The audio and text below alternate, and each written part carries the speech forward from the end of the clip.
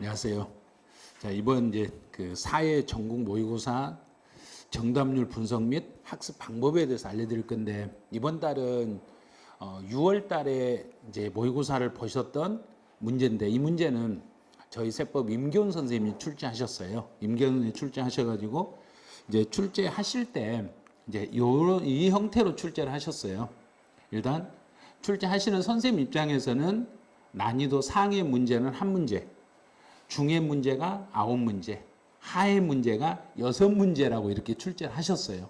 그런데 실제로 시험을 보고 났더니 상의 문제는 3문제로 변했고 하의 문제는 1문제밖에 안 되는 거예요. 그래서 중의 문제가 12문제. 그러면 한 문제 빼고는 나머지는 다 어려운 문제가 출제됐다는 얘기예요.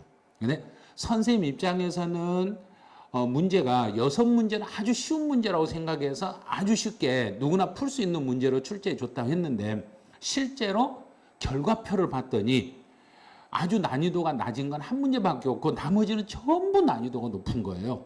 그런데 이제 공시세법을 다 통틀어서 이번 모의고사 평균을 봤더니 49점이에요. 평균이 49점이라는 이야기는 실제 시험에서 지금 31회, 32회, 33회 본 시험에 저희 공시세법의 평균 점수가 43점에서 46점 정도 되니까요. 세법은 어렵게 출제했지만 공시법이 약간 쉬우면 이렇게 평균 49점, 대략 한 50점 정도 평균이 올라간다는 이야기예요. 세법만 가지고 봤을 때는 점수가 얼마 안 나왔을 거예요. 근데 공시하고 세법을 합치니까 그 두 개 합쳐서 평균 49점 이 정도가 나오셨어요. 그리고 공시세법에서 최고 득점은 85점을 최고 득점하셔가지고 공시법은 다 맞았더라도 세법에서 많이 틀리셔서 아마 점수가 많이 떨어졌던 것 같아요. 그래서 이번 모의고사는 상당히 어려운 문제였다, 이렇게 이제 해석이 되실 거예요. 그럼 제가 25번부터 이제 해설을 다시 한번 해드릴 테니까 이 문제를 어떤 지문에서 어떤 식으로 틀렸고 이걸 보충할 때 어떤 식으로 보충해야 되는지 그 부분을 지금부터 신경 써서 다시 한번 설명을 잘 들어보셔야 돼요. 1번은 이제 출제하시는 분은 정답 난이도를 중이라고 출제했어요. 그럼 중이라고 출제했으면 못해도 정답률이 30%에서 50%, 60% 선에는 나와야 되는데 보니까 39.5%니까 맞았네요. 이거 중간 정도 수준이 됐네, 이 문제는. 이제 1번 지문에서 원천 징수하는 소득세. 그럼 소득세에 대한 납세의 성립 시기는 4가지가 있는데 확정신고, 예정신고, 중간해납, 원천징수 이렇게 4가지가 있는데 이 중에서 확정신고는 1년을 기준으로 하니까 1년이 끝났을 때, 예정신고는 1개월을 기준으로 하니까 그 달이 끝났을 때, 그 달 말일날, 중간해납은 6개월을 기간으로 합산하니까 6개월이라는 중간해납 기간이 끝났을 때 이렇게 하시면 돼요. 근데 여기서는 원천 징수하는 소득세 그랬으니까 과세 기간이 끝나는 때, 말이 안 되죠. 과세 기간이 끝날 때란 이야기는 확정 신고에 대한 성립 시기를 말하는 거예요. 그래서 원천 징수하는 소득세는 그 소득 금액을 지급하는 때 이렇게 되는 거예요. 돈을 줄 때 원천 징수하니까, 그래서 소득 금액을 지급할 때 원천 징수를 하겠습니다. 그럼 1번은 틀렸어요. 그런데 여기서 옳은 걸 찾으라고 했는데 이게 올바르다고 하신 분이 26% 정도가 올바르라고 했어요. 지금 무슨 소리 하는지 모르겠어요. 이거를 소득세는 무조건 소득세 납세의 성립 시기는 과세 기간이 끝나는 때라고 이렇게 암기하시면 안 되고, 소득세에 대한 성립 시기가 나오면 4가지로 구분한다는 걸 생각하세요. 확정신고, 예정신고, 중간해납, 원천징수, 이 4가지를 따로따로 하셔야 돼요. 그래서 확정신고는 1년 과세기간이 끝났을 때, 예정신고는 1개월이니까 그 달 말일날, 중간해납은 6개월치를 합치니까 중간해납 기간이 끝났을 때, 그다음 원천징수는 그 돈, 소득 금액을 내가 지급할 때, 돈을 주는 사람이 원천징수 해버리기 때문에 소득 금액을 지급할 때 이렇게 잡으시면 돼요. 두 번째요. 종합부동산세는 원칙적으로 그랬네요. 여기서는 확정이라는 단어는 종합부동산세는 원칙이 그러면 정부 부과예요. 정부 부가 세목이기 때문에 원칙은 정부에 신고할 때가 아니라 정부 부가 세목은 과세권자가 결정하는 때 확정이 됩니다. 이렇게 가는 거고 납세 의무자가 선택해서 신고가 되는 거지 원칙적으로 신고가 되는 거 아니에요. 그래서 원칙은 정부에서 결정하면서 확정이 되겠습니다. 그럼 이번은 틀렸네요. 자, 3번. 기한 후 신고를 제출했으면 기한 후 신고서를 제출한 자가 수정 신고를 제출하는 경우에는 그러면 기한 후 신고를 하면 신고일로부터 기한 후 신고는 3개월 이내에 그 세금을 결정해서 통지해 주셔야 돼요. 왜냐하면 기한 후 신고는 확정이 효력이 없기 때문에 내가 기한 후 신고를 한다고 해서 그걸로 끝나는 게 아니라 내가 신고하면 신고받은 내용을 3개월 안에 세액을 결정해서 통지해 주게 돼 있어요. 2개월이 아니라 3개월인데 여기도 지금 한 20% 가까이가 이 지문을 지금 모르고 있다는 이야기예요.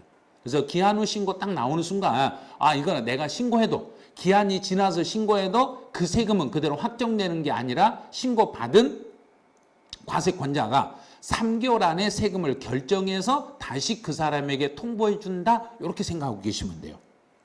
이제 4번은 수정신고는 그랬네요. 자, 수정신고라는 게 뭐냐면 그 전에 신고가 돼 있는 금액을 신고돼 있는 것을 세액을 감액하는 게 아니라 증액하여. 자, 증가시키는 게 수정신고예요. 그래서 감액하여 효력이 생기는 게 아니라 증액하여 확정의 효력이 생깁니다. 증액이라는 이야기예요. 그럼 이거 4번도 틀렸네요. 그다음 5번은 무신고 가산세나 과소신고 가산세에 대한 납세의무의 성립 시기는 여기에 이제 내가 신고를 안 했거나 과소신고 가산세는 신고 기한이 지났을 때 법정 신고 기간이 지나면 그때 세금을 계산할 준비합니다. 그래서 정답은 5번이 됐던 거예요. 그래서 이 5번 정답을 찾는 게 많이 까다로우셨을 거예요. 근데 5번이 답이 여기에 5번 제일 이제 그 까다로운 지문은 바로 이 지문이 제일 까다로웠을 거예요. 자, 수정신고. 수정신고라는 것은 금액을 그 전에 신고한 내용을 수정해서 신고하니까 내가 수정해서 신고해도 확정은 돼요. 확정은 되는데 문제는 더 올려서 수정신고하는 것이지 낮춰서 수정신고하는 거 아니에요. 그래서 수정신고는 증액하여 이 말이 들어가야 돼요. 수정신고는 수정신고는 다시 올려서 신고하는 걸 수정신고다 이렇게 생각하고 문제를 접해주시면 될 거예요. 자, 26번은 이제 정답률 난이도를 이제 출제위원은 난이도 중이라고 출제했는데 정답률이 44.2% 나왔으니까 그냥 어느 정도 맞게 들어갔네요. 이것도. 자, 1번부터 보죠. 교부에 의한 서류 송달은 서류의 송달, 그리고 교부 송달이라는 건 직접 내가 이 서류를 들고 그 사람을 만나러 가서 그 사람에게 전달해 주는 걸 교부 송달이라고 그래요. 그 사람에게 서류를 건너주는 걸 교부 송달을 하는데 단 송달을 받아야 할 자, 송달을 받을 사람이 다른 장소에서 받기를 거절하지 않았을 때는 다른 장소에서도 교부할 수 있어요. 여기서는 거부하지 아니하면 다른 장소에서도 교부할 수 있어요. 오, 맞았네요. 원칙은 그 사람의 주소나 영업소나 사무소로 갖다 주는 게 맞는데 그 사람이 다른 장소에서 그 사람을 만나서 다른 장소에서 받기를 거절하지 않았을 때는 다른 장소에서도 교부를 할 수는 있어요. 이렇게 가는 거예요. 자, 납세 고지 나왔네요. 납세 고지 나오면 언제나 이건 함정이라 보셔야 돼요. 연대 납세, 서류를 전달할 때, 연대 납세 의무자에게 서류를 전달할 때 일반 서류에 대해서는 대표자에게 보내고 대표자가 없으면 징수하기 편한 자에게 그냥 보내시면 돼요. 그런데 문제는 납세 고지는 중요한 서류이기 때문에 연대 납세 의무자에게 송달할 때는 대표자를 명의인으로 가는 게 아니라 각각에게 송달을 해야 되고 만약에 그 대표자가 없으면 이런 말 쓸 수가 없어요. 각각에게 송달하는 게 원칙입니다. 그래서 납세 고지는 그중에 대표자에게 보내는 게 아니라 모든 연대 납세 의무자 모두에게 똑같은 납세 고지서를 발부하는 게 원칙입니다. 2번 틀렸네요. 네, 3번은 서류의 송달을 받아야 될 자가 또 정당한 사유 없이 서류 수령을 거절하네. 정당한 사유 없이 서류 수령을 거절하시면 그 서류를 거기에 두고 갈 수 있는 거예요. 왜? 집에 사람이 있는데 그럼 예를 들어서 여기다는 뭐가 지금 필요하냐면 그 사리 판별이 가능하신 분, 그 사리 판별이 가능하신 분이 정당한 이유도 없이 서류 수령을 거절했을 때는 그 자리에 두고 가요. 서류를 그 장소에 둘 수 있어요. 이렇게 되는 거예요. 근데 아직 13.3% 정도 되신 분들이 요거 아직 구별 못하고 계시네요. 그래서 서류를 송달할 때 집에 가서 서류를 송달하러 갔어. 그런데 그 사람이 없네. 그 사람이 없으면 그 사람을 대신해서 그 가족한테 전달할 수 있는데 만약에 가족한테 전달했을 때는 제가 제 모습을 잘 보세요. 이제 딱 제가 이제 서류를 가지고 갔는데 집에 그 사람이 없어. 그런데 나와가지고 어떤 분이 문 열고 나오셨네. 그러면 누구세요? 그랬더니 아들인데요. 그러면 그냥 서류를 주는 게 아니라 위아래를 한번 보라고 그랬죠. 사리 분별이 가능한지 불가능한지 보고 사리 판별이 가능하면 전달해 주면 되는데 이제 사리 분별이 가능한데도 정당한 이유도 없이 서류 수령을 거절했을 때는 그 장소에 두고 갈 수도 있습니다. 이렇게 가는 거죠. 이제 4번은 서류 수령을 받아야 될 자의 주소나 영업소가 분명하지 않아요. 주소나 영업소가 분명하지 않았을 때는 어쩔 수 없죠. 이제 게시판을 붙여야죠. 이걸 공시송달이라고 합니다. 그래요. 이런 걸 공시송달. 그럼 공시송달이라는 건 게시판에 또 붙여. 그럼 게시판에 붙이고 나면 바로 보는 게 아니라 게시판에 붙이고 나서 14일이 지나야만 서류가 그 사람에게 송달된 걸로 보겠습니다. 14일이라는 시간이 지나야만 그 사람이 보든 안 보든 상관없이 그 사람에게 송달된 걸로 보겠습니다. 이렇게 하시면 돼요. 그다음에 5번은 기한을 정하여 납세 고지서를 송달하였더라도 서류가 너무 늦게 도달했을 때는 그러면 서류가 납부기한이 지나서도 기한이 지나서 약속한 날짜, 세금 내는 날짜보다 넘어서 서류가 전달이 됐을 때는 그때는 어쩔 수 없죠.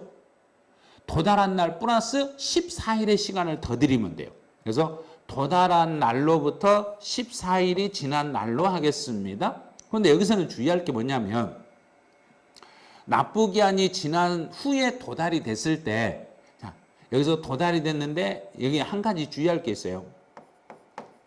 납기 전 징수 사유는 아닙니다.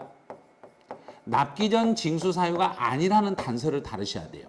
왜냐하면 납기 전 징수란 이야기는 고지서가 도착하면 바로 그날 즉시 세금을 내셔야 돼요. 이런 것은. 그래서 일반적인 서류에 대해서는 납부기한이 지나서 서류가 도달이 됐을 때는 도달한 날 플러스 14일의 시간을 더 주고 14일이 지난 날을 납부기한으로 하겠습니다. 이런 규정이 있으니까 혹시 이제 이런 문제 푸실 때요. 서류 송달하고 관련된 게 나오면 납세 고지서는 연대 납세의무자에게 납세 고지서를 송달할 때는 모두에게 각각 송달한다. 이것만 빨리 기억해 주시면 돼요. 그러면 이런 문제는 그냥 풀 수 있어요. 이제 문제 27번. 27번은 난이도 중이라고 출제했는데 정답률이 39.5% 나왔으니까 뭐 중간은 되겠네요. 근데 조금 중간용 되려면 정답률이 조금 더 높아야 되겠죠. 한 40%는 넘어가야죠. 40, 한 5%, 6%인데 넘어가야 되는데 39%, 딱 40% 나왔네요. 그런데 여기서는 중과 기준 세율을 적용하는 것만을 골라라. 중과 기준 세율을 적용하는 거 골라라. 그럼 중과 기준 세율은 2%네. 2%를 적용하는 걸로고 등기 안 해도 되는 거 골라라. 등기부는 세금 안 물리는 거 골라라. 이 말이에요. 그러면 기억. 외국인 소유의 물건. 근데 연부 취득의 경우가 아니에요. 야, 이거 엄청 어려운 문제인데요. 잘 풀으셨어요? 연부 취득의 경우에 한해서만 연부로 취득한 경우. 그래서 연부로 취득한 경우에 한해서만 중과 기준 세율을 적용하겠습니다. 이렇게 되는 거예요. 외국인 소유의 물건에 대해 차량을 임차하여 수입하는 경우에 수입했죠. 수입하는 경우의 취득은 이 경우는 외국인 소유의 물건은 우리나라로 가지고 들어오면 세관에서 이미 취득세 받았잖아요. 이미 취득세 받았죠. 이미 받았으니까 중과 기준세를 2% 이미 냈죠. 그러면 요거 빼고 요거 뺀 세율, 중과기준세율을 뺀 세율. 중과기준세율을 뺀 세율이면 등기만 하는 거예요. 그런데 여기서 문제를 봤더니 차량을 임차하여 수입한 경우로 연부취득의 경우가 아니라겠으니까 이 경우는 특례세율을 적용하면 안 되고 특례세율을 적용하면 안 되고 그냥 표준세율을 적용하셔야 돼요. 이런 경우는 표준세율을 적용하겠습니다. 이제 니은번에서는 시설 대여업자로부터 취득했네요. 그러면 시설 대여업자로부터 차량을 취득했으니까 내 것도 아니죠. 내 게 아니다. 남의 것을 빌려서 사용하고 있으니까 내 앞으로 등기를 못 하죠. 등기를 못 하니까 중과 기준 세율만을 적용하시겠어요? 그다음 임시는 등기할 필요가 없죠. 1년을 초과하는, 그런데 1년을 초과하는 임시 사용 건물이니까 임시로 사용하는 것은 등기 필요 없고 중과 기준 세율로만 물리겠습니다. 상속으로 인한 취득 중에서 1가구 1주택. 1가구 1주택을 상속을 받았을 때는 전체 표준 세율 중에서 중과 기준 세율을 뺀 세율을 적용하겠습니다. 그럼 이거는 중과 기준 뺀 세율이네요. 그래서 중과 기준 세율을 적용하는 거 골라라. 그래서 니은, 티귿 이렇게 골랐네. 니은, 티귿. 그럼 답은 2번이네. 이거 진짜 어려운 문제예요. 니은, 티귿 요 두 개를 찾는 게 진짜 어려워요. 만약에 여기에 기역, 니은, 티귿이 이 안에가 보기에 있었더라면 꼼짝없이 기역, 니은, 티귿 세 가지를 답을 했을 거예요. 그래서 올해 문제가 이런 식으로 애매하게 문제가 출제될 수 있으니까 취득세 특례세율하고 관련해서는 등기만 하면 표준세율에서 중과기준세율을 빼고 물리고 등기 없이 물건에 대한 세금만 물리면 중과기준세율로 간다는 거예요. 구분 꼭 해놓으셔야 돼요. 그래서 여기서는 중과기준세율을 적용할 때 특히 조심할 게 외국인 소유의 물건을 우리나라로 가지고 들어올 때 연부취득인 경우에 한해서 특례세율이 적용되는 거예요. 연부. 그러면 연부취득에 한해서만 요것만 특례세율이 적용하니까 세관에서 2%만 받고 또 등기는 나중에 등록면허세로 넘겨가지고 등록면허세에서 징수를 하시면 돼요. 그래서 취득세에서는 등기하지 않고 중과 기준세율말로 물려야 되는데 연부취득이 아니었기 때문에 이런 경우는 표준세율로 과세를 하셔야 됩니다. 이렇게 가는 거죠. 여기 17번은 상당히 어려웠던 문제예요. 그 다음에 28번 같은 경우는 자, 난이도를 출제해요. 우리 선생님께서는 하라고 출제했어요. 난이도 하라고 출제했는데 정답률이 31%밖에 안 나왔네. 그럼 이거 말이 안 되는 거죠. 아주 쉽다고 냈는데 엄청 어렵게 문제를 푸신 거예요. 근데 상속에 의한 무상취득은 우리 상속을 받으면 취득세 과세 표준은 취득 당시 가액은 시가 표준액으로 가는 게 아니라 상속은 시가 표준액 맞네요. 상속은 시가 표준액. 증여는 시가 인정액. 자, 이거 12% 되신 분들은 이거 구분하셔야 돼요. 상속은 정부 고시가인 시가 표준액으로, 증여를 받을 때는 시가 인정액으로 계산한다. 이렇게 이제 그 서로 차이가 있다는 것만 주의해 주시고, 자, 연부로 취득했을 때는 사실상 연부금 지급액으로 가겠습니다. 사실상 연부금 지급액으로 가는데 사실상 지급되는 금액으로 하되 계약보증금을 포함하시겠습니다. 네, 지목을 사실상 변경한 경우에는 취득 당시 가격은 그 변경으로 증가한 가액에 대해서는 사실상 증가한 가액이 있으면 그 증가한 가액을 사실상 취득 가격으로 잡으시면 돼요. 네, 대물변제는 대물변제액으로 잡으시고 만약에 대물변제 금액이 시가 표준액보다 적었을 때는 그때는 시가 인정액보다 적었을 때는 시가 인정액으로 갑니다. 자, 교환은 내가 상대방한테 준 물건하고 상대방한테 받은 거, 내가 준 것, 받은 거 서로 교환했잖아요. 막 교환했으니까 내가 지불한 넘긴 금액과 받은 금액 중에서 둘 중에 높은 걸로 가는 거예요. 그래서 여기서는 이전 받은 부동산의 시가 인정액으로 가는 게 아니라 이전 받은 것과 이전 한 것을 서로 비교해서 둘 중에 높은 금액을 과세 표준으로 합니다. 둘 중에 더 높은 금액을 과세 표준하셔야 돼요. 그럼 5번 틀렸네요. 교환 그러면 내가 준 것하고 상대방 받은 것, 준 것 받은 것을 비교해서 둘 중에 금액이 큰 금액을 과세 표준으로 합니다. 그래서 출제위원 생각은 아주 이것 정도는 충분히 문제 풀 수 있을 거라 생각하고 냈는데 이렇게 정답률이 낮게 나온 거예요.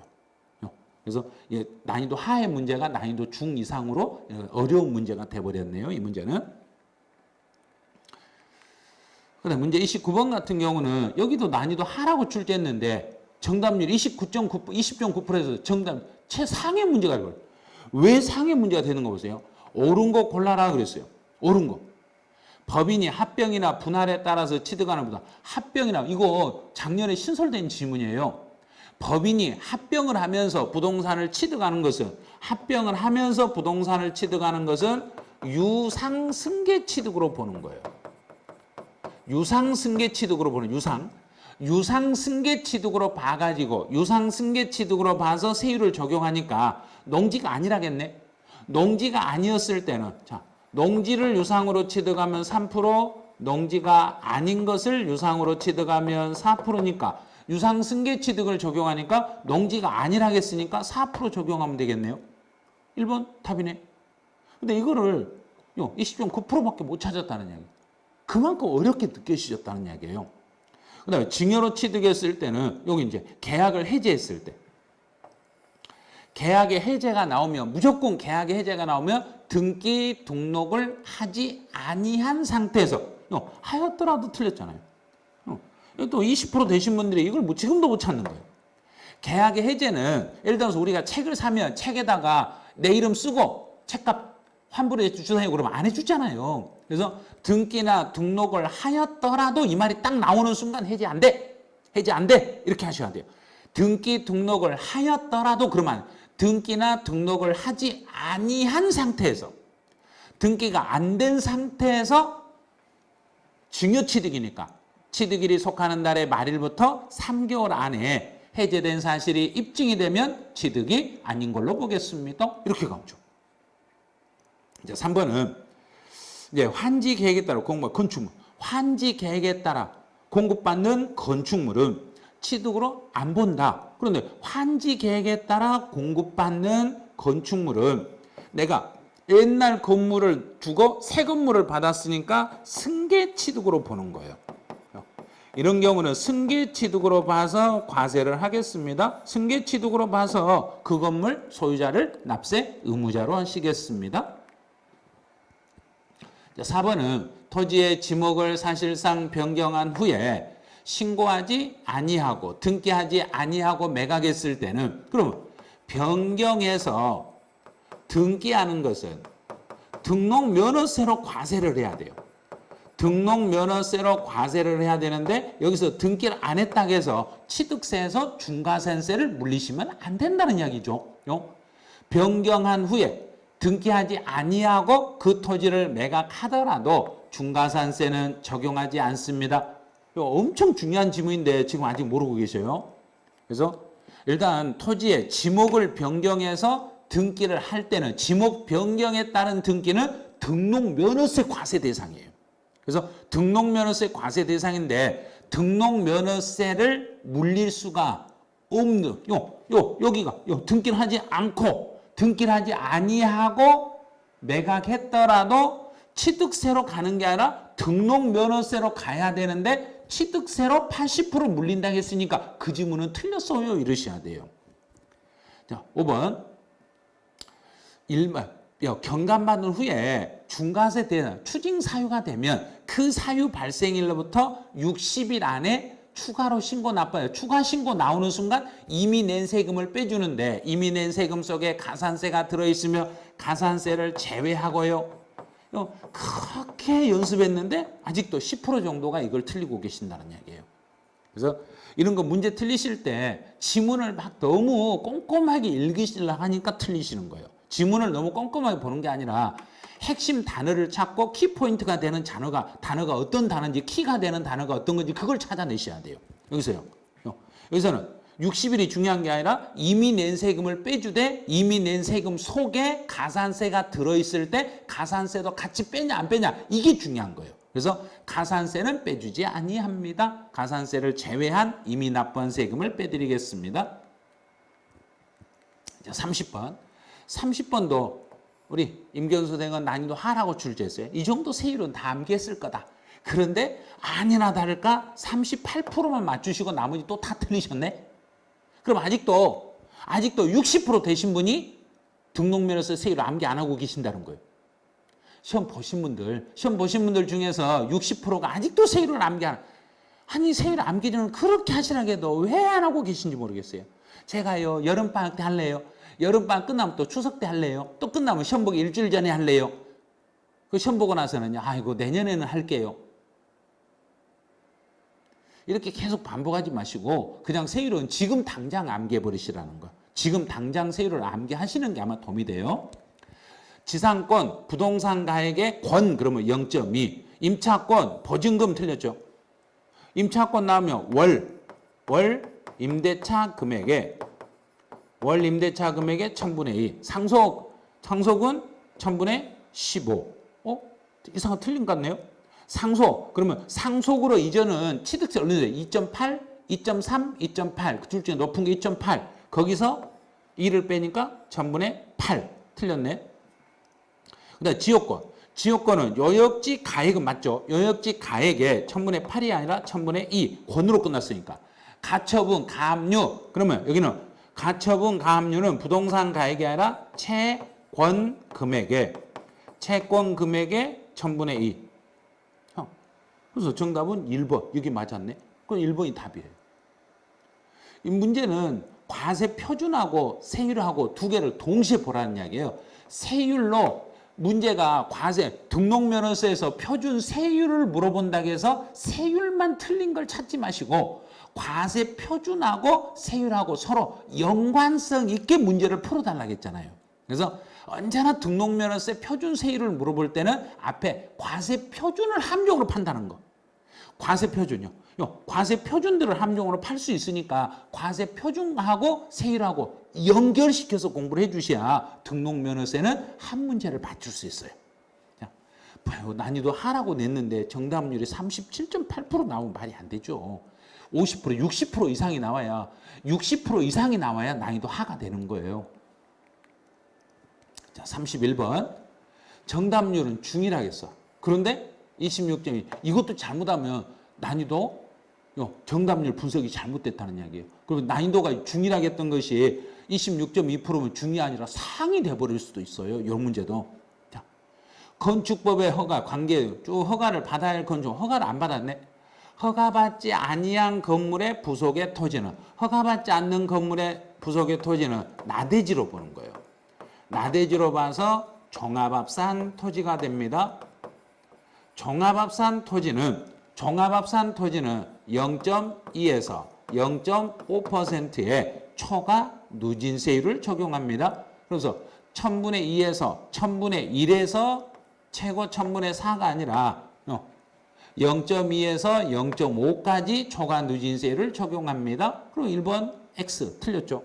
자, 올바르게 묶인 걸 찾아라 그랬으니까 기억은 탈락. 자, 기억 나온 거 탈락. 기억 탈락.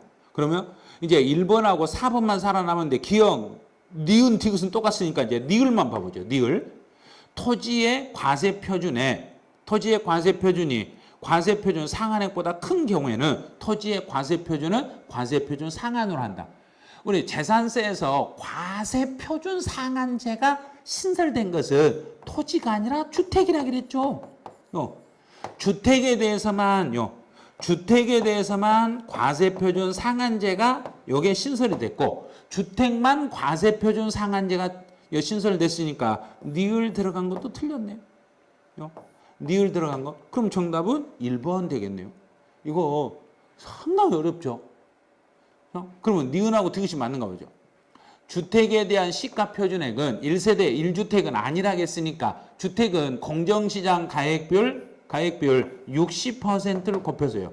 60%의 공정시장 가액비율을 곱한 금액으로 맞았네. 네, 특별시, 주거지역, 도시의 주거지역에 있는 공장용 건물은 도시의 주거지역에 있는 공장용 건물은 0.25% 곱하기 2배, 2배니까 1000분의 5, 0.5%의 세율로 과세하겠습니다. 그러면 니은 디귿이 맞았네. 그럼 답은 1번이 되겠죠. 이것도 상당히 까다로운 문제예요. 그래서 이번 달 모의고사는 쉬운 문제가 아니라 상당히 난이도 있는 문제였기 때문에 혹시라도 내가 이번 달 모의고사에서 한 반타작도 못했다. 그래도 해설을 잘 들으시면서 지문 분석을 차근차근 해가셔야 돼요. 시험이 어렵다고 포기해버리시면 안 돼요. 포기해버리시면 지금까지 준비한 게 그냥 하루아침에 물거품이 되는 거예요. 절대 포기하지 마세요. 자, 32번. 난이도 하라고 출제했어요. 그러면 정답률이 60%가 넘을 거라고 출제했는데 봤더니 43%밖에 안 나왔네. 그러면 이것도 난이도 조절을 살짝 실패했다고 봐야 돼요. 자, 그러면 지방자치 1년 이상 사용, 국가가 사용하는데 유상. 내 물건을 국가가 유상으로 쓰면 내가 정부한테 돈을 받으니까 나도 정부한테 세금을 내야 돼. 그래서 세금을 내야 되는데 부과하지 아니한다 그랬으니까 틀렸네. 틀린 걸 찾아라 그랬으니까 다음 바로 1번이네. 이렇게 쉬운 문제를 그래서 출제하시는 우리 임기훈 선생은 너무 쉽다고 생각해서 이런 문제는 정답이 한 8, 90% 나올 거라고 생각한 거예요. 그런데 정답률이 43%밖에 안 나온 거예요. 세법이 이렇다는 이야기예요. 자, 1구가 나오고 주거와 주거의 용도로 사용되고 있는데 근데 1구가 나와도 허가를 받지 아니하고 허가받지 않고 주거용으로 사용하는 것은 건물, 주택이 될지라도 허가받지 않는 건물이라며 건물이 없는 나대지로 봐요. 나대지로 보기 때문에 종합합산 토지로 해석이 되겠습니다. 2번은 맞았네. 자, 3번. 소유권의 귀속이 분명하지 않다. 귀속이 분명하지 않다는 이야기는 소유자를 아예 모른다는 이야기예요. 공부상 사실 소유자 아무도 모르니까 지금 사용자를 납세 의무자로 하시겠습니다. 자, 4번 같은 경우는 건축물에 대한 재산세가 이제 400만 원이네. 400만 원이면 건물에 대한 재산세는 언제 내야 되는가 보죠. 7월 16일에서 7월 31일까지 내야 되는데 이제 금액이 250이 넘으면 이번부터 법이 개정이 돼서 3개월 이내 기간 동안 분할 납부할 수 있어. 그럼 이제 여기서는 뭐라고 해야 되냐면 최장 분할 납부가 가능한 것은 여기 플러스 3개월 되는 3개월이니까 7 더하기 3은 10월 31일까지 분할 납부할 수 있어요. 자, 얼마까지 가능해요? 그러면 250은 초과하고 중간에 500을 넘지 않았으니까 500을 넘지 않았으면 250을 초과한 150만 원만 3개월 안에 분할할 수 있어요. 그래서 150만 원을 10월 31일까지 분할 납부할 수 있어요. 이렇게 가는 거예요. 아니요, 여기가요. 9월 달 아니에요. 그 법이 개정된 거예요. 분할 납부, 재산세 분할 납부는 3개월. 종합부동산세 분할 납부는 6개월. 양도소득세 분할 납부는 2개월. 이제 재산세 물납을 물납 나왔네. 재산세 물납은 내가 신청을 해야 되는데 신청은 납부 기한 10일 전까지 해주셔야 돼요. 10일 전까지 신청하면 신청받은 지방은 받고 나서 통지를 5일 이내에 승인 여부를 통지해주고 만약에 불허가 통지를 했을 때는 다시 10일 안에 재신청을 할 수 있습니다. 이렇게 가면 되죠. 그래서 이런 문제 같은 경우는 틀린 걸 찾아라 그래서 바로 1번이 틀렸던 거예요. 33번 가보죠. 이것도 난이도 하라고 출제했어요. 정답률이 60% 넘을 거다. 그런데 28%밖에 안 나왔네. 이게 뭔 일인지 모르겠어요. 자, 이렇게 저희 생각하고 시험 보신 분들 생각하고 너무너무 다르다는 이야기예요. 그러면 지금 문제풀이를 안 하고 계신다는 이야기예요. 문제풀이를 지금 계속 문제를 풀어야 되는데 지금 현재 문제 푸는 과정을 많이 접하지 않고 계신다는 이야기예요. 재산세 과세 대상물인 건축물의 범위에는 건축물 속에는 주택은 포함하지 않습니다. 주택은 포함 안 해요. 그런데 봐요. 27% 되신 분들이 뭔 말인지 지금 모른다는 이야기예요. 여기서 건축물이라는 것은 그냥 상가를 말한다 이렇게 생각해요. 상가. 자, 건축물은 상가. 그 다음에 여기서 주택은 주거용으로 사용하는 건물하고 주거용으로 사용하는 토지를 묶어서 이 두 개를 묶어서 주거용으로 쓰는 것을 묶어서 이걸 주택이라고 그래요. 그래서 주택은 주거용으로 쓰는 건물은 건축물 속에 못 들어간다는 거. 건축물 범위 속에는 주택은 포함하지 않습니다. 이 말은 맞는 거예요. 자, 두 번째, 파산 신청한 사람이 아직 자기가 파산 신청했는데 파산 재단에서 외부로 판매하지 아니하고 있는 게 있죠. 외부로 팔지 않고 파산 재단에 속한 것은 공부상 소유자가 세금을 내야 돼. 세금을 부과하지 아니한다가 아니라 공부상 소유자를 이 사람을 납세 의무자로 하는 거예요. 공부상의 소유자를 납세 의무자로 하겠습니다. 그럼 2번은 틀렸네. 부과하지 아니한다 했으니까. 3번. 해당 연도에 부과 주택에 대한 재산세액이 10만 원인 경우. 주택에 대한 재산세가 10만 원이네. 그러면 20만 원 안 됐죠. 20만 원 안 됐으니까 한꺼번에 받을 수 있는데 한꺼번에 7월 달에 한꺼번에요. 7월 달에 한꺼번에 징수할 수 있겠습니다. 20만 원이 넘지 않았을 때는 7월 달에 한 번에 20만 원이 넘어버리면 반절은 7월 달, 반절은 9월 달 이렇게 하시면 돼요. 4번은 주택의 건물과 토지의 소유자가 달라요. 건물과 토지의 소유자가 달라도 세금은 총 세금을 먼저 계산해. 전체 세금을 계산해 가지고 그 계산된 세금을 시가 표준액 비율로 나눠 가지고 각각의 소유자를 납세 의무자로 하겠습니다. 이렇게. 이제 재산세를 징수하려면 이제 토지, 건물, 주택, 선박, 항공기로 구분해 가지고 그 세금, 과세표준과 세금을 적어서 납부 개시 5일 전까지는 고지서를 발급해 주셔야 됩니다. 늦어도 납부 개시 5일 전까지는 고지서를 발급을 해 주셔야 됩니다. 이 문제 그렇게 어려운 문제가 아닌데 지금 동그라미 4번에서 시가 표준액 비율로 안분한다는 이거 몰라가지고 답을 하시면 이만큼 돼요. 그리고 토지에 대한 재산세, 주택에 대한 재산세, 건물에 대한 재산세. 정부가 재산세를 계산할 때는 우리가 실제 가격으로 하는 게 아니라 정부 고시가로 하잖아요. 정부 고시가로 하니까 토지와 건물의 소유자가 달라도 전체 세금을 계산해서 계산된 세금을 토지, 건물의 시가 표준액 비율로 나눠가지고 각각의 소유자를 납세 의무자로 하시겠습니다. 그래서 틀린 걸 찾아라. 그래서 정답은 2번이에요. 2번 그렇게 어려운 질문 아니에요. 자, 34번.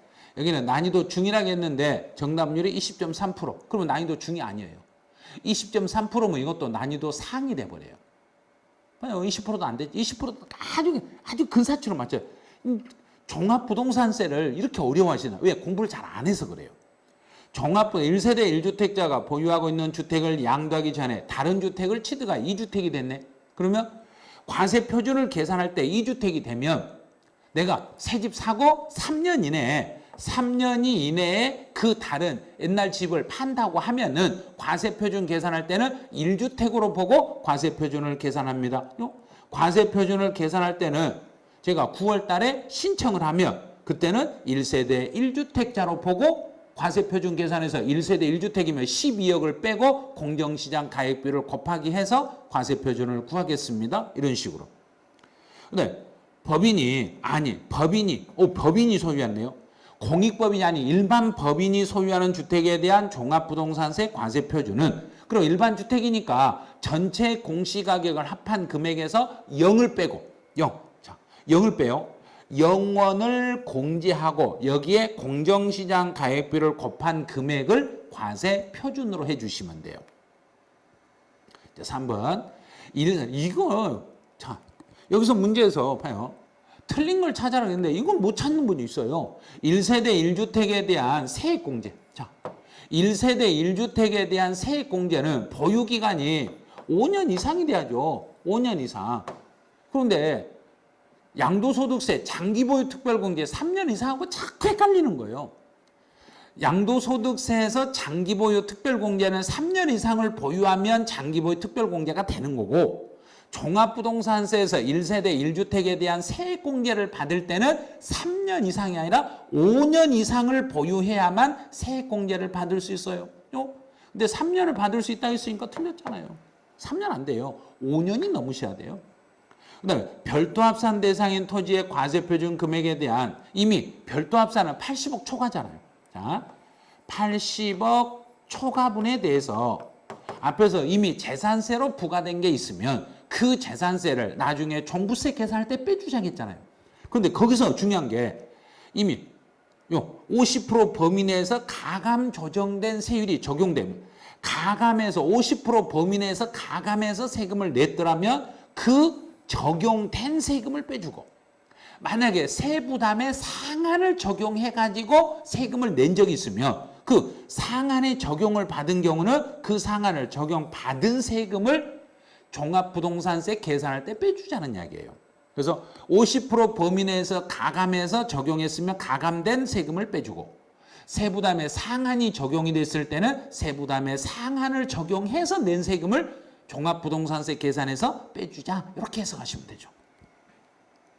이제 5번은 작년에도 시험에 나왔던 거잖아요. 부정한 행위도 없고 특별한 경우도 아니면 납세 의무의 성립일부터 여기서부터 5년이라는 시간이 지나버리면 더 이상은 세금을 부과할 수 없습니다. 일반적인 경우는 5년이라는 제척기간이 있기 때문에 납세 의무의 성립일부터 5년이라는 시간이 지나버리면 더 이상은 세금을 부과할 수가 없습니다. 이렇게 가는 거죠. 조금 어렵게 느껴지셨을 거예요. 지문들이 좀 복잡한 지문들이 많아서 어렵게 느껴지셨을 거예요. 자, 35번 난이도 중이네요. 그래서 40% 정도 정답률. 그 정도는 뭐 어느 정도 납득이 되는 거죠. 이제요. 기준 시가 20억인 1주택을 임대하고 받은 보증금. 자, 보증금에 대해서는 간주임대료를 계산하려면 3주택 이상이 돼야 되고 플러스 보증금의 합계가 3억 원을 초과해야만 이 두 개가 동시에 충족해야만 간주 임대료를 계산할 수 있는 거예요. 그런데 여기서는 주택이 하나밖에 안 되는데 간주 임대료 총수익 금액에 산입하지 아니합니다. 오, 맞았네. 보증금은 3주택이 넘지 않았으니까 금액이 20억일지라도 12억이 초과됐을지라도 3주택이 넘지 않았을 때는 간주임대로 계산할 필요가 없는 거죠. 자, 두 번째, 2주택을 소유하는 자가 주택을 두 개밖에 없네요. 2주택이고 보증금 합계해서 3주택이 넘고 3억이 초과돼야 되는데 2주택밖에 안 되니까 이 경우도 총수익 금액 계산하지 않습니다. 간주임대로 계산하지 않습니다. 외국에 있는 주택은 상가로 보니까 금액도 묻지 말고 주택수도 묻지 말고 외국에 있는 주택은 주택수에 관계없이 사업소득으로 과세합니다. 이거는 맞았네. 이건 맞은 거예요. 그다음 이제 4번 등록. 자, 등록 임대주택의 경우는 우리 이제 분리과세를 선택할 때 등록 임대주택이었을 때는 총 수익 금액에서 60%를 필요경비로 인정하고 추가로 400만 원을 더 빼드리겠습니다. 200이라 했으니까 틀렸네요. 미등록이었을 때는 50%를 경비로 잡아주고 추가로 200을 빼드리겠습니다. 여기가 60이면 400, 50%면 200, 60% 400, 50% 200 이렇게만 연습하면 돼요. 그럼 4번 틀렸네. 네, 결손금. 주거용 건물, 주택에서 발생한 결손금은 다른 종합소득과 공제가 됩니다. 상가에서 발생한 결손금은 공제가 안 되는 거고 주택에서 발생한 결손금은 공제를 받을 수 있어요. 이렇게 되는 거죠. 그래서 주택에서 발생한 결손금은 다른 종합소득과 퉁칠 수 있고 상가에서 발생한 결손금은 다른 종합소득과 퉁칠 수가 없어요. 이런 식으로. 36번 난이도 하라고 출제했잖아요. 그런데 진짜로 정답률이 72%. 이렇게 나와줘야죠. 이렇게 나와주면 저희가 출제하신 분들이 여러분들 시험 보신 분들에게 저희가 박수를 쳐드려요. 진짜 잘하셨네요. 그러고 딱 맞게 문제를 풀으셨네요. 이 정도는 맞춰주셔야 되는 거예요. 난이도 하 그러면 적어도 70%, 80% 정답률이 넘어주셔야 돼요. 매매 후에 무효 소에 의하여 환원, 소송에 의하여 환원됐으니까 양도는 아닙니다. 다시 팔았다가 다시 가져와 버렸으니까 판 적이 없어요? 이러면 돼요. 자, 두 번째, 양도 담보 계약을 체결했을 때는 원칙은 양도가 아니지만 변제 충당이 되는 경우는 요거는 양도예요. 이거는 양도죠. 그래서 양도인 거 골라라. 그래서 정답은 2번이에요. 이렇게 고르시면 돼요. 네, 지분 변경 없이 재분할, 단순히 재분할 했으니까 양도 아니죠. 그 다음에 재산 분할도 내가 내 것만 단순히 분할받아서 가져왔으니까 이것도 양도 아니네요. 보류주로 충당하는 것은 정부가 이거 환지 작업을 빨리 끝내려고 특별히 보류주로 충당하는 건 양도가 아닌 걸로 정해놨습니다. 어려운 지문 없어요. 왜 이제 4번에 재산 분할이 나오면 왜 헷갈리냐면 취득세에서는 과세를 하는데 양도소득세에서는 재산 분할 자체는 과세할 수가 없어요.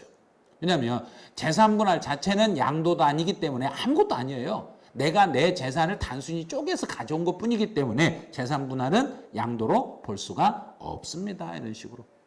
그래서 정답은 2번이 되네요. 자, 37번. 난이도 죽은 거랬네. 정답률이 37.2% 나왔네요. 이것도 사실은 50% 정도로 나와줘야 돼요. 너무 어려운 거 아니에요. 혼인. 자, 결혼 그럼 5년. 절대 이거 틀리시면 안 돼요. 결혼 5년, 부모 모시는 거 10년. 기본 딱 틀은 잡고 계셔야 돼요. 결혼했을 때는 5년 안에 팔아야 비과세 혜택을 받는다. 부모를 모셨을 때는 10년 안에 팔아야 비과세 혜택을 받는다. 그다음에 국가가 시행하는 사업. 그러면 농지 교환이네. 농지를 교환했을 때는 쌍방토지가액의 차익이 큰 편에 4분의 1 이하니까 5분의 1이다. 5분의 1이면 4분의 1보다 적죠. 4분의 1보다 적으니까 당연히 비과세가 될 수 있겠죠. 그다음에 3번은 실직 거래가액이 20억이고 1세대 1주택이고 양도 차익이 10억이네. 그러면 고가 1세대 1주택일지라도 12억을 초과하는 부분에 대해서는 과세가 되는데 양도 차익이 10억이니까 전체 양도가액 20억 중에서 그 20억 중에서 12억까지는 비과세니까 이제 10억 곱하기 여기는 8 나누기 20. 자, 그러면 자, 계산기는 이 정도 계산기를 쓰셔야 돼요. 이런 정도 계산기는 시험 갈 때 꼭 가지고 가셔야 되네요. 예? 그러면 전체 이제 10억 곱하기 8 나누기 20. 그러면 4억이네. 계산해 보니까 4억이 과세편. 10억이 아니라 1세대 1주택이니까 12억 초과분에 대해서만 과세하니까 4억에 대해서 양도 차익은 4억입니다. 맞았네. 근데 이거 계산 아직 못 하신 분이 한 30% 정도 되세요. 왜 못하냐면 이걸요. 고가주택 비율을 이걸 못 찾아내는 거예요. 전체 양도가액 중에서 12억 초과분이 고가주택이니까 전체 중에 12억 초과분을 곱해버리면 돼요. 전체 중에 12억 초과분을 곱해버리면 고가주택분 양도 차익이 나오겠습니다. 해외 이주. 자, 해외 이주. 여기 이거 틀리신 분들요. 자, 여기다 답을 하신 분들, 답을 3년 틀렸죠. 문제 뭐라고 문제 내는 거예요? 설명으로 틀린 걸 찾아라. 틀린 걸 찾아라. 그래서 여기를 지금 여기를 답을 못 찾으신 분들은 이렇게 하시면 돼. 해외 이주. 나하고 이제 내가 한 10년 사귄 애인이 나 버리고 외국으로 이민 간다고 생각해 봐요. 외국으로 이민 가버려 외국으로 날라버렸다고 생각해 봐요. 그냥 나하고 이제 평생 잘 살자 해놓고 갑자기 외국으로 날랐어. 그럼 외국 가서 잘 먹고 잘 살아라. 내 이 뭐야 막 그러죠. 이런 식으로 암기하라고. 그렇게 했는데도 답을 못 찾으면 안 된다는 이야기죠. 그래서 해외 이주 나오면 무조건 2년 안에 팔아야 비과세 혜택을 받습니다. 3년이 아니에요. 2년 넘어버리면 비과세 못 받아요. 2년 안에 팔아야 비과세를 받습니다. 근데 다가구 주택은 원칙은 여러 개 주택으로 양도소득세는 여러 개로 봐요. 그런데 단 하나의 매매 단위로 양도했을 때는 그 전체를 하나의 주택으로 봐드립니다. 전체를 하나로 본다는 이야기는 단독 주택으로 봐드리겠어요. 그래서 이 문제에서는 그 전체를 하나로 주택으로 본다. 그러면 문제에서 틀린 걸 찾아라. 그래서 틀린 걸 찾아라. 그래서 4번. 이것도 사실은 난이도 하 정도로 해서 7, 80% 정답률이 나와줘야 돼요. 근데 문제풀이를 조금만 더 하시면 저런 문제는 다 잡아낼 수 있어요. 너무 고민 안 하셔도 돼요. 저거는. 이제 38번처럼 이렇게 계산 문제가 나왔을 때 이거를 지금 풀 건지 아니면 40번까지 다 풀고 풀 건지를 시험장에서는 결정하셔야 돼요. 근데 지금은 제가 순서대로 풀어드리는데 시험장에 갔을 때 이렇게 계산 문제가 나오면 지금 풀면 안 돼요. 40번까지 문제 다 풀고 나서 다시 돌아와서 계산 문제를 풀 수 있으면 풀고 안 되면 내가 답을 찍어놓은 것 중에 제일 답이 없는 것 쪽에 하나를 찍어버리셔야 돼요. 그런데 앞에 거 다른 걸 다 맞았다는 전제하에. 그쪽이 또 틀리면 이것도 틀려버릴 수 있으니까. 예? 여기서는 문제는 창고 건물의 과세 표준으로 오른 걸 찾아라 그랬어요. 자, 그럼 창고 건물 여기네. 창고 건물. 네. 어떤 거, 요 세모가 뭐냐면, 여기서, 요 세모라는 것은 손해본, 양도 차손이라는 이야기예요. 세모는 마이너스라는 이야기예요. 손해본 거. 그래서 세법에서 앞에가 이렇게 세모라고 나오면, 아, 이거 손해본 거구나, 이렇게 해석하세요. 그래서, 신탁 수익권하고는 비교하면 안 돼요. 왜냐면, 양도 차손은 토지에서 이게 양도 차손이에요. 토지에서 양도 차손이 발생하면 이제 부동산에서 발생한 양도 소득 금액과 퉁칠 수 있죠. 그럼 소득 금액이니까 상가 건물 7천 1년 10개월 등기 1년 10개월이니까 장기보유 특별공제 못 받죠. 3년 안 지났으니까. 그러면 양도 차익이 곧 양도 소득 금액이에요. 장기보유 특별 못 받으니까. 그러면 1억에서 7천을 퉁쳐. 자, 없어요. 이거 상쇄되죠. 1억하고 상쇄되니까 남는 게 지금 3천만 원 아직도 손해본 게 남았어. 3천 손해본 게 남았잖아요. 그런데 창고 건물을 찾아라 그랬으니까 창고 건물은 여기는 또 미등기네. 미등기. 그러면 양도 차익이 8천이요. 양도 차익이 8천인데 여기서 양도 차익 8천인데 미등기니까 장기보유 특별공제 이거 못 받죠. 장특공제 못 받으니까 그대로 8천이죠. 그대로 8천. 여기가 플러스 8천인데 토지에서 아직도 마이너스 3천이 손해본 게 있으니까 1년 안에 같은 종류에서 여기서 3천을 또 빼. 그럼 3천 빼니까 이제 5천이네요. 5천이요. 5천 남았어요. 5천 남았죠. 그런데 5천 남았는데 미등기잖아요. 미등기요. 미등기 상태니까 양도소득 기본공제도 못 받죠. 기본공제도 못 받으니까 그대로 5천만 원 이 금액이 그대로 과세 표준이 되는 거예요. 세상에 쉽네. 1억하고 상가 건물 여기서 빼니까요. 요거 빼니까 3천. 왜냐하면 같은 세율이 적용된 거예요. 1년 8개월이고 토지니까 40% 세율이 적용되고 1년 10개월이니까 여기도 40% 세율이 적용되니까 같은 세율이 적용된 거에서 먼저 퉁치고 같은 세율이 없으면 다른 세율로 넘어오고 미등기니까 여기는 70% 세율이 적용됐네요. 미등기니까. 또 미등기니까 장기보유 특별공제도 못 받고 기본공제도 못 받으니까 양도 차익이고 소득 금액이네. 그래서 8천 양도 이게 차익이 있는데 여기는 손해본 게 3천 있으니까 이 손해본 금액과 양도 소득 금액 8천에서 퉁치니까 이제 5천 남았죠. 그 중에서 이제 양도소득 기본공제를 빼려고 봤더니 미등기 상태니까 양도소득 기본공제 250만 원도 받을 수 없으니까 그대로 5천만 원이 답이 되는 거예요. 그대로 그냥 1억에서 2개 빼기면 돼요. 2개 합치니까 1억 5천. 1억 5천에서 1억을 빼니까 5천. 그럼 답은 3번이네. 그냥 단순 더하기 빼기 문제를 낸 거예요. 그래서 이걸 난이도 상이라고 냈는데 사실은 난이도 상이 아니라 이거 문제 계산이라고 이렇게 내서 상이라고 문제 표시해 놓은 거지. 실제로는 단순 더하기 빼기 문제였어요. 그러니까 어렵게 보이게 꾸미는 문제지 실제로 어려운 문제는 아니란 이야기예요. 그래서 뭘 잘 알아야 되냐면 이런 문제를 풀 때는 양도 차손하고 통산할 때는 양도 소득 금액하고 통산하는 거예요. 양도 차손하고 양도 소득 금액을 통산하는데 양도 소득 금액은 양도 차익에서 장특공제를 빼면 돼요. 장기보유 특별공제를 빼면 소득 금액이 나오는데 미등기는 장기보유 특별공제 안 되죠. 또 보유기간이 3년이 넘지 않았으니까 장기보유 특별공제 안 되죠. 그러면 양도 차익이 곧 소득 금액과 똑같죠. 똑같으니까 여기서만 더하기 빼기 하면 되는 거예요.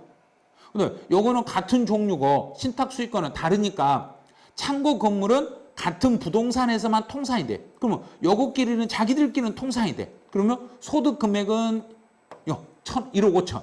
손해본 건 1억. 그러면 1억 5천에서 1억을 빼니까 남는 거 5천만 원. 요것만 과세 표준이 되는 거예요. 미등기니까 기본공제도 안 돼요. 장기보유 특별공제도 안 돼요. 이런 걸 알아야 문제를 풀 수 있는 거예요. 그래서 약간 어렵게만 느껴진 거예요. 그런데 실제로 시험장에서 저거 손 못 대요. 그러니까 이런 문제는 지금 풀려고 하면 안 되고 문제를 다 풀어놓고 이렇게 39번, 40번 문제 다 풀어놓고 시간적인 여유가 있으면 알아서 한번 어떻게 계산한가 한번 해볼까 하다가 운 좋게 답이 나올 수는 있어요. 그런데 너무 급하다 보면 잘못하면 답이 안 나올 수 있으니까 계산 문제를 먼저 접하지 마시고 다 풀고 난 다음에 그 이후에 계산 문제 풀 수 있도록 그렇게 한번 신경 쓰시면 좋을 거예요. 이제 39번은 이제 국내 자산 양도에 대한 설명으로 틀린 걸 찾아라. 이제 정답률 난이도는 중이라고 냈는데 26.2%밖에 그럼 이것도 잘못된 거예요. 중간이면 적어도 정답률이 45%에서 55% 정도 사이는 나왔어야 돼요. 근데 26%밖에 안 나왔으니까 이것도 약간 많이 못 풀으셨다고 보셔야 돼요.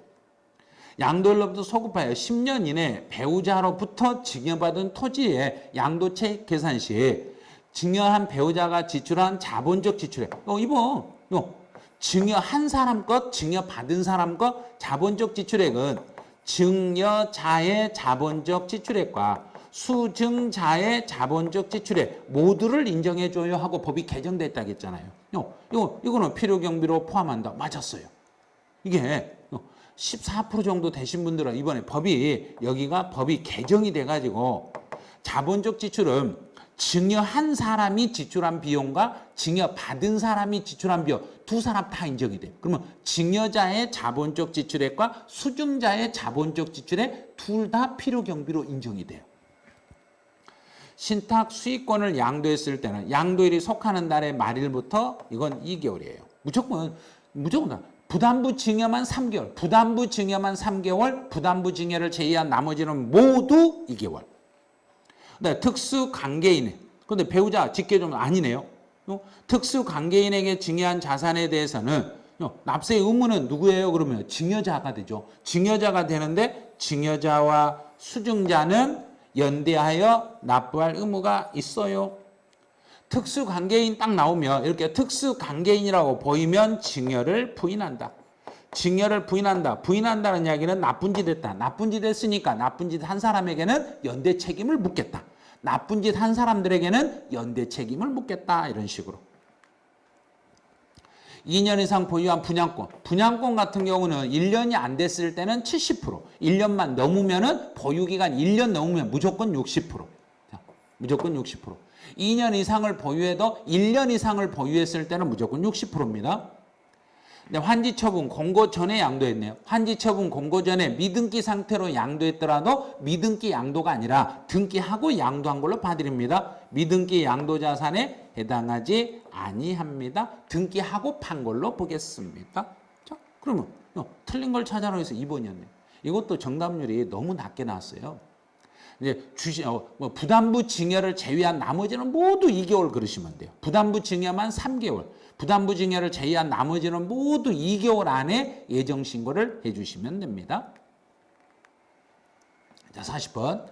이제 난이도 중. 이게 정답이면 중 그러면 이 정도가 딱 나와야 돼요. 난이도 중이면 이 정도. 이 문제가 딱 그 수준에 맞게 난이도 중간 수준에 맞게 문제를 출제한 거예요. 국외자산을 양도했을 때는 우리나라에 거주자만 해당이 되는데 10년 이상이 아니라 5년 이상.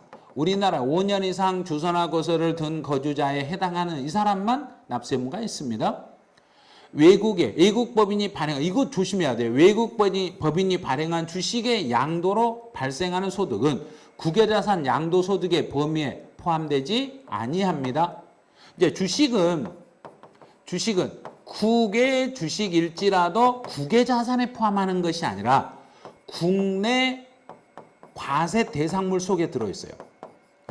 외국에 있는 물건으로 보는 게 아니라 우리나라에서 그냥 거래할 수 있는 물건으로 보는 거예요. 국내 과세 대상물 여기에 포함되어 있어요. 자, 국외자산을 양도한다 해서 주식은 국외에 있는 주식을 양도한다 해서 국외자산 양도 대상물이 아니라 국내 자산 양도 대상으로 편입이 돼 있어요. 그 다음에 3번은 환차익 나와요. 환차익은 양도소득 범위에 포함하지 아니합니다. 제외합니다. 환차익은 내가 부동산을 거래해서 발생한 소득이 아니라 환율 차이로 인하여 이득을 받기 때문에 이런 경우는 환차익을 양도소득 범위에 제외하겠습니다. 그다음 국외 토지. 외국에 있는 국외 토지를 양도했을 때는 장기보유 특별공제는 받을 수 없어요. 이거 안 돼요. 근데 국외 자산을 양도했을 때 양도 가액 및 필요 경비를 수령하거나 지출한 날 현재 환율. 그러면 양도 가액은 수령한 날. 이렇게 연결하면 되겠죠. 그 다음에 필요 경비는 돈을 지불했으니까 지출한 날. 이날 그때그때 현재 환율을 적용해서 계산합니다. 그럼 5번은 맞았네요. 자, 그래서 이 문제는 옳은 거 찾아라. 그래서 정답은 5번 이렇게 가겠죠. 자, 그럼 이렇게 문제를 풀어놓고 보니까 야, 그 해설 들은 건 알겠는데 왜 내가 문제를 풀 때는 잘 이해가 안 되지? 이게 궁금하실 거예요. 그래서 제가 지금 7월 달부터 7월, 8월, 9월, 10월 시험 볼 때까지 이제 대략 한 3개월하고 조금 더 남았어요. 그래서 한 100일 정도 100일에서 며칠 딱 남았는데 100일하고 조금 더 남았는데 지금부터는 이제 마무리를 하셔야 돼요. 그래서 마무리 특강에 대해서 제가 노량진 캠퍼스에서 마무리 특강 일정을 지금 확정이 됐기 때문에 공개를 해드리는 거예요. 한장세법이라고 해서 구원세법이라는 게 있어요. 구원특강. 구원특강이라 해서 세법은 한 장으로 정리하는 게 있는데 한 장 정리는 7월 21일 날 일요일 날 오전 10시부터 오후 6시까지 아마 시간이 걸릴 거예요. 그래서 한장세법은 한 장 딱 그 전체를 신문 한 장을 펼치면 세법이 한 면에 다 들어있어요. 다 들어있어요. 그 한 장을 가지고 하루에 세법을 한 번에 끝내버린 거예요. 자, 그리고 한장세법은 7월 21일 날 일요일 날 노량진 캠퍼스에서 진행을 해요. 그런데 선착순 100명의 강의실 한정이 돼 있기 때문에 100명 넘으면은 여기 현장 강의는 못 들으세요. 현장 강의는 안 되고 동영상을 신청하셔야 돼요. 그래서 동영상을 신청하시면 이날 7월 21일 날 영상을 촬영해서 7월 22일 오후부터 아마 영상을 보실 수는 있을 거예요. 그래서 현장에서 들으시는 게 훨씬 더 실감나고 또 훨씬 더 이해가 잘 되고 훨씬 더 집중이 잘 되실 거예요. 근데 인강으로 들으실 때는 한 번 들으실 때 절대 정지 버튼 누르시면 안 돼요. 인강으로 들으실 때는 정지 버튼 누르지 마시고 한 파트 끝날 때, 한 시간 끝날 때까지는 계속 수업을 들어주셔야 돼요. 중간에 비교하는데 갑자기 한 장 하는데 한 시간 하는데 중간에 멈췄다 듣고 그러면 효과가 전혀 생기지 않아요. 그래서 한 시간 동안 연속으로 들으면서 서로 간에 세목 간에 비교를 잘 해주셔야 돼요. 두 번째는 시콕태락에서 지금 세법을 이제부터 시작을 해가지고 내가 시험 준비가 아직 덜 됐어요. 시험 준비가 덜 되신 분들을 위해서 7월 29일 날 이게 방학 첫날이에요. 7월 29일이면 방학이 일요일이 아니라 월요일이에요. 자, 이날부터 7월 29일부터 방학이 시작되는데 방학하는 날, 그날 세법을 이제 시작하신 분들, 100일 남겨놓고 시작하신 분들을 위해서 이론하고 기출 지문을 하나로 압축을 해가지고 초압축을 해가지고 시험에 꼭 나오는 테마별 핵심 정리라고 해서 시험에 꼭 나오는 테마별 핵심 정리로 해서 이것도 7월 29일 월요일 날 하루 정도 정리를 해드려요. 그래서 아직 세법이 덜 되신 분들은 방학 첫날을 이용하시면 돼요. 그런데 만약에 나는 직장에 다닌대요. 그러면 휴가를 이 시간대 이때 맞추시면 돼요. 7월 29일부터 7월 마지막 주에 휴가를 넣어가지고 그때 그러면 제가 지방에 있는데 그러면 휴가 내고 가도 되겠네요. 네, 그때 오셔야 돼요. 그때 오셔가지고 시국대 과정을 들으시면 아마 도움이 되실 거예요. 그럼 저는요 이론 정리가 다 되고 문제로 마무리하고 싶어요. 그러면 세법은 선생님 지금 뭐 하세요? 쪽집게 100선인데 왜 50선이라 하세요? 세법은 16문제 나오잖아요. 그래서 이번부터는 세법은 100선으로 가는 게 아니라 세법은 50선으로. 자, 반절을 잘라. 자, 반절을 잘라서 세법은 쪽집게 50선으로 찾아간다는 이야기예요. 그럼 50문제만 풀면 시험장에 가서 어떻게 해요? 해결할 수 있는 방법을 알려드릴 거예요.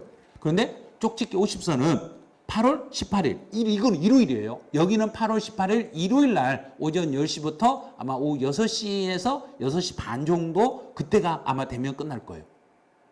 그럼 어떤 식으로 구성된 걸 잠깐 보여드릴게요. 구원특강은 7월 21일 일요일 오전 10시부터 오후 6시까지 강의를 하는데 노량진 캠퍼스에서만 강의를 해요.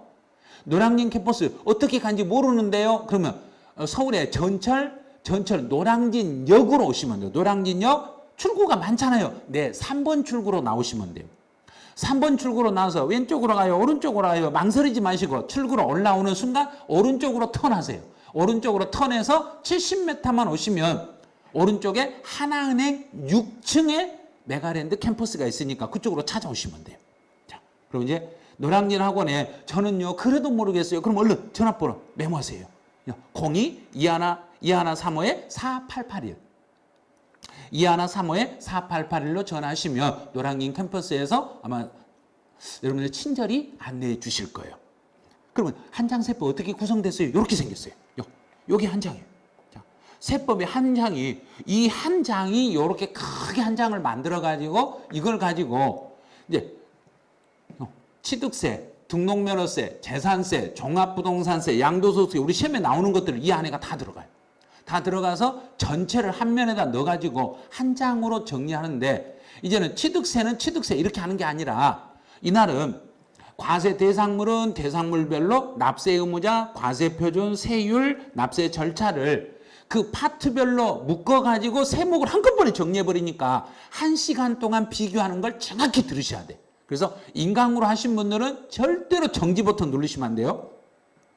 아무리 급해도 정지 버튼 누르지 마시고 1시간 수업을 들으시고 1시간 뒤 쉬는 시간에 얼른 다른 일 보시고 다시 수업을 진행할 때는 절대 그 시간 끝날 때까지는 정지를 누르시면 안 돼요. 그래서 최소 이 전체에서 최소 9문제에서 최대 14문제까지 이 범위 안에서 출제가 돼요. 그러니까 이것만 잘 정리하시면 세법은 어느 정도 비교 정리가 이제 다 되시는 거예요. 그래서 이게 비교 정리라고 보시면 돼요. 세목 간 비교 정리를 해서 세법에 이제 고여 있고 막혔던 부분을 막힌 것을 확실히 뚫어준다. 그래서 이걸 구원특강이라고 그래요. 그래서 내가 이것도 같고 저것도 같고 비교 아리까리한 것을 확실하게 딱 잡아주는 특강이 구원특강, 비교특강.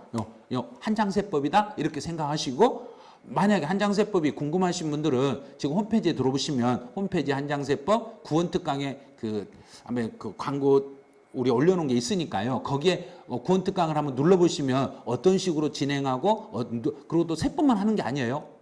부동산 학개론 이종호 선생님, 공법 고상철 선생님도 구원특강 저하고 3명이서 이종호, 고상철, 이송원 이렇게 3사람이서 이제 구원특강으로 진행을 해드리니까 그때 참고로 내가 부족한 부분을 그때 보충을 해주시면 돼요. 그다음 이제 시험에 꼭 나오는 테마별 핵심 정리라고 해서 이거는 7월 29일 월요일 날 하는데 7월 29일 월요일 날 진행하는데 부동산세법 최종 점검에서 부동산 송원세법 파이널 특강이라고 해요.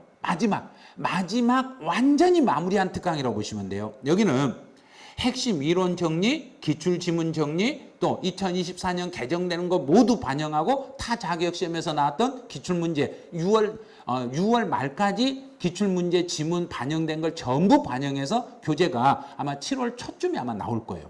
그럼 7월 초에 나오면 만약에 나는 교재만 사가지고 한번 보고 싶다 그러면 교재가 이렇게 생겼어요.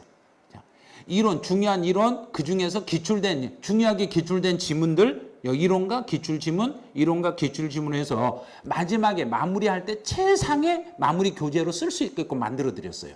그래서 제가 한 2년 전에 이걸 가지고 전국 순회하면서 지방에 가서 강의도 많이 해드렸는데 그때 이걸 듣고 엄청나게 도움을 받았어야 하신 분들이 너무나 많았어요. 왜냐하면 세법이 아직 정리가 덜 되신 분들은 이 과정을 한 번만 듣고 또 2번, 3번 반복하니까 세법 문제가 다 풀렸어요. 이런 말을 해서 제가 이번에 특별히 교재로 출간해가지고 여러분이 도움을 드리려고 방학 첫날, 방학이면 저도 쉬어야죠. 쉬어야 되는데 방학 첫날 여러분들하고 같이 한번 세법을 하루에 마무리할 수 있는 기회를 드리면서 시국대 과정으로 준비했으니까 시험에 꼭 나오는 테마별 이론 정리라고 이렇게 보고 만약에 이론이 지금 부족하신 분들은 7월 29일 월요일 날 활용을 하시면 돼요. 이것도 여기도 노량진 학원에서만 해요.